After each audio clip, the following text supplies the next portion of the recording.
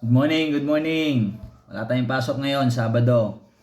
Pero gising tayong maaga kasi meron tayong tupad. More important responsibility. Pero ngayon, breakfast muna kami ng baby isa ko. Kagabi, pagkain namin, kamote, tsaka saging. May natira, so ito yung almusalin naming magtatay. May sapot, ayan si Isa, oh.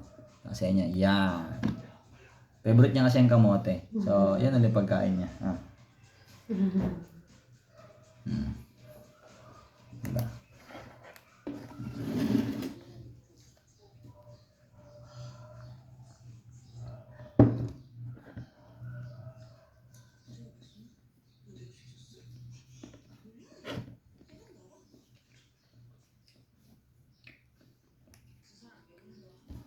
Favorite niya yung kamote. Nakakaubos siya ng 2 pirasong ganito kalaki. Si Sapot. Yan. Ikaw, ang favorite mo? Kumakain ka rin ba ng kamote? Tulad ng isa ko? O baka hindi ka kumakain ng gulay? Mais ka sa isa ko. Yan lang muna. Thanks for watching.